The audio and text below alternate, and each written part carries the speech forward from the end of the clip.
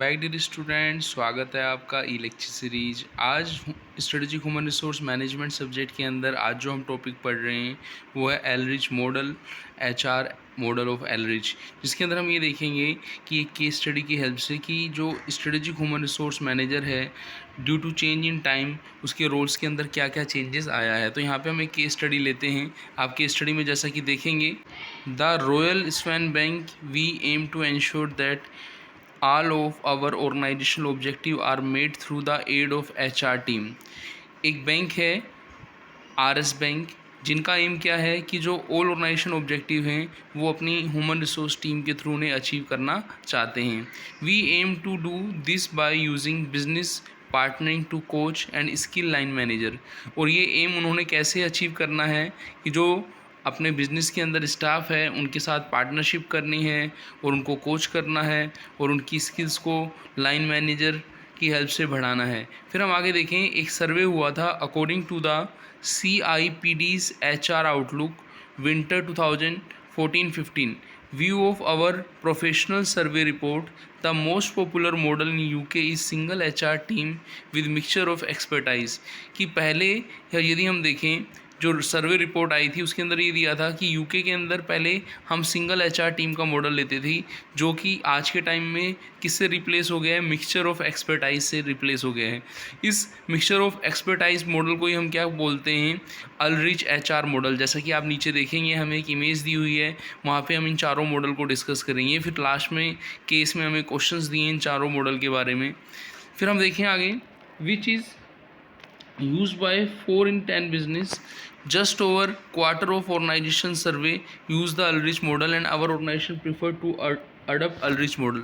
तो ये जो आपका RS बैंक जो था, इन्होंने प्रीफर किया है Ulrich मॉडल को यूज़ करने में in order to ensure that each member of our team is equally as train as the next, no matter which job role you obtain here at the Royal Swan Bank, we are confident that our level of training is of best quality due to our business partner model। तो इन्होंने बोला है कि जो अल्रिच का model हम adopt कर रहे हैं वो हमारे लिए बेस्ट है। हमारे जो ऑर्गेनाइजेशन के हम ऑब्जेक्टिव को मीट करना चाहते हैं वो हमारी HR टीम उसको अचीव भी करेगी। तो वो 4 रोल हमें बताएं। जैसा कि हम देखें तो स्ट्रेटेजिक पार्टनर रोल जो दिया है, जिसको हम बिजनेस पार्टनर भी बोलते हैं, यहाँ क्या होगा, management of strategic human resource होगा। फिर हम देखें चेंज एजेंट। चेंज एजेंट के अंदर हमें क्या दिया है, management of transformation and change. फिर हमें दिया है एडमिनिस्ट्रेटिव एक्सपर्ट, जिसके अंदर मैनेजमेंट ऑफ फर्म इंफ्रास्ट्रक्चर के बारे में बताया है। और लास्ट हमें दिया है एम्प्लॉय चैम्पियन, जिसको हम एम्प्लॉय एडवोकेट भी बोलते हैं, जिसमें मैनेजमेंट ऑफ एम्प्लॉय कंट्रीब्यूशन के बारे में बताया है। लास्ट में केस में हमसे क्या कहा है कि हमें क्वेश्चंस जो आंसर करने हैं वो क्या करने हैं। पहला कि जो आप ऊपर वाला मॉडल देखें तो उस मॉडल के अंदर हमें चारों रोलों को समझाना है कि एज ए स्ट्रेटेजिक पार्टनर क्या रोल है। तो हम देखेंगे, पहला क्वेश्चन है, how David Ulrich HR model help us to understand HR as a business partner. तो इसे हमें डिटेल में समझना है, स्ट्रेटेजिक पार्टनर, बिजनेस पार्टनर। फिर हमें एज ए चेंज एजेंट समझना है सेकंड क्वेश्चन के अंदर।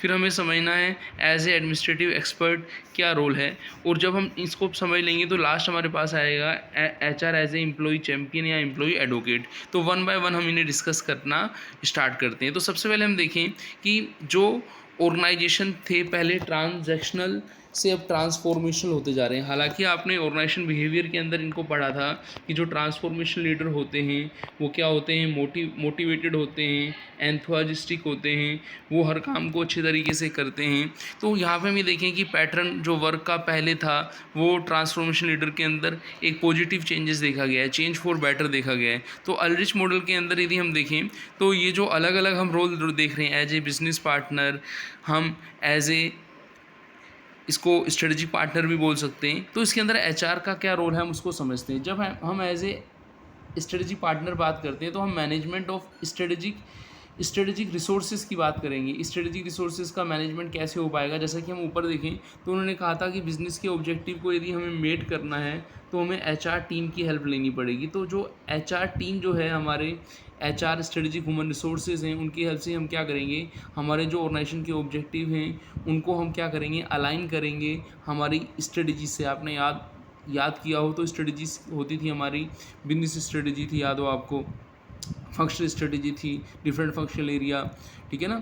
फिर आपका कोऑपरेटिव स्ट्रेटेजी थी, तो उनको अलाइन करना है और उन स्ट्रेटजीज़ को क्या करना है, एग्जीक्यूट करना है। तो यहाँ पे हम यही देखें, इसका आंसर क्या आ रहा है, as a strategic partner is about alignment of HR activities and initiative with the global business strategies. आप समझ गए होंगे, it is task of HR management and HR business partner. Sometime it sound easy to implement strategic partnership but it needs lot of effort from human resource. तो यदि हम देखें कि implementation करना, एग्जीक्यूट करना इतना आसान नहीं है, इसके लिए हमें हमारी पूरी टीम को मिलके क्या करना पड़ेगा, एफर्ट करना पड़ेगा। तो एक ग्रुप टास्क हुआ, ये एक ग्रुप एक्टिविटी हुई एज ए बिजनेस पार्टनर। फिर हम देखें सेकंड जो हमें रोल दिया है वो क्या दिया है, एज ए चेंज एजेंट।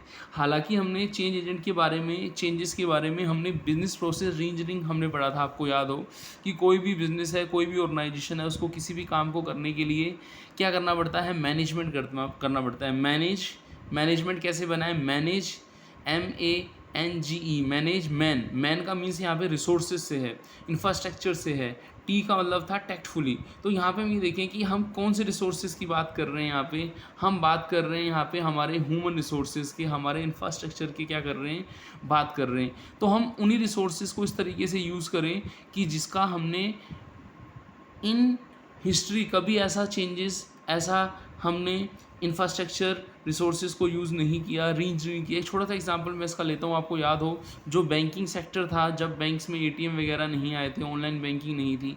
आप ये देखो, यदि आज भी ऐसा नहीं होता तो आज कितने कस्टमर्स हैं। हम अकेले SBI ग्रुप के अंदर ही देखते हैं तो उसके जो नंबर ऑफ़ कस्टमर हैं वो ऑस्ट्रेलिया की पॉपुलेशन के बराबर है। तो वो कैसे उनको मैनेज कर पाते। तो यहाँ पे हम ये देखें, एज आर ए आपका HR ह्यूमन रिसोर्स जो हैं वो क्या करते हैं, वो ऐसे मेथड्स को सर्च करते हैं, इंजीनियरिंग करते हैं, री इंजीनियरिंग प्रोसेस करते हैं। आपने BPR के अंदर बिजनेस प्रोसेस री इंजीनियरिंग वहाँ पे देखा था कि जो फर्म्स के इंफ्रास्ट्रक्चर को, फर्म्स के रिसोर्सेज को एफिशिएंटली क्या करें, यूटिलाइज़ करें। और वो यूटिलाइज़ तभी हो पाएंगे कि जो हम चेंज रीइंजीनियरिंग करना चाहते हैं उसको हमारे जो रिसोर्सेज हैं उनको क्या करें, अडॉप्ट करें। तो कभी कभी क्या होता है, हम चेंजेस तो लाना चाहते हैं लेकिन ऑर्गेनाइजेशन के जो स्टाफ है, एम्प्लॉई है, उसको अडॉप्ट नहीं करते। आपको याद हो जब बैंक के अंदर हम कंप्यूटराइजेशन कर रहे थे, हम ATM वगैरह, ई बैंकिंग वगैरह कर रहे थे, तो एम्प्लॉइज़ को क्या कर रहे थे, मना कर रहे थे हम कंप्यूटर नहीं सीखें। लेकिन आज देखो, यदि उन्हीं एम्प्लॉय का क्या हाल होता है यदि कंप्यूटर का सपोर्ट नहीं लिया जाता। तो HR as a change agent भी हमें चेंज को पॉजिटिवली क्या करना है, एक्सेप्ट करना है। और हम यहाँ पे देखिए, change agent is a very important area of Ulrich HR model. Change agent is about supporting the changes and transition of business in the area of the human capital in the organization. The role of HR is support the changes activity in the effort for area ensuring the capacity of the changes। कि हम changes को इस तरीके से adopt करें कि वही हमारी फर्स्ट लाइन जो आ रही है, बार बार हम इसको बोल रहे थे कि हमारे ऑर्गेनाइजेशन के ऑब्जेक्टिव क्या हो जाएं, मैट हो जाएं, और हमारी टीम जो है इनके अचीवमेंट में, इन ऑब्जेक्टिव को अचीव करने में हमें क्या करें, पूरा हेल्प करें।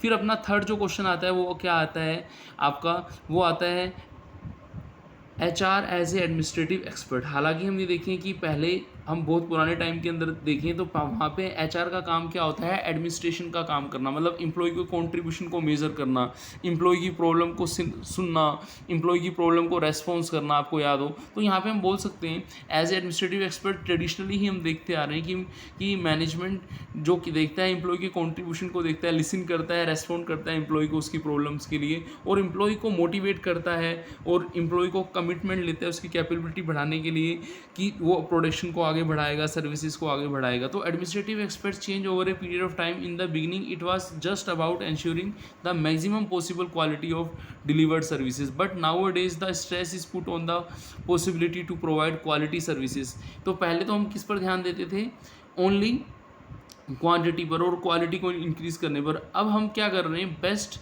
पॉसिबल वे में हम देखें, कोई भी हम किसी भी ऑर्गेनाइजेशन को अंदर देखें तो आप यदि गाड़ी की सर्विस भी कराते हैं तो आपको वहाँ से क्वालिटी के लिए रेटिंग पूछी जाती है, 5 स्टार, 4 स्टार, 3 स्टार। तो हम यदि देखें तो ये सब चीज़ें हमें किस में हेल्प करती हैं, हमारी प्रोसेसेस को सुधारने में।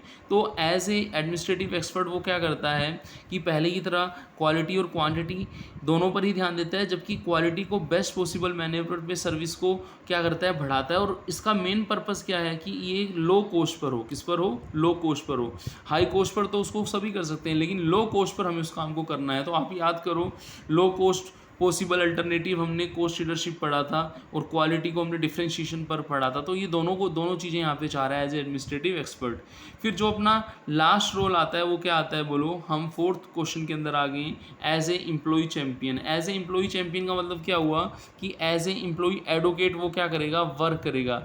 एज ए एम्प्लॉय एडवोकेट मतलब ये हुआ कि यदि हम देखें कि जो हमारे एम्प्लॉई हैं उनको ये नहीं लगे कि जो ह्यूमन रिसोर्स मैनेजर है वो किसके साथ है, मैनेजमेंट के साथ है, वो ओनर के साथ है, वो उसका नुकसान करने में लगा हुआ है। और ओनर को ये ना लगे कि वो जो है HR मैनेजर वो एडवोकेट कर रहा है। एडवोकेसी मतलब है पक्ष में है, किसके पक्ष में है, ह्यूमन रिसोर्सेज के पक्ष में है। तो employee champion, employee advocacy is a very important role of HR। The employee advocate know what employee needed and HRM should know it.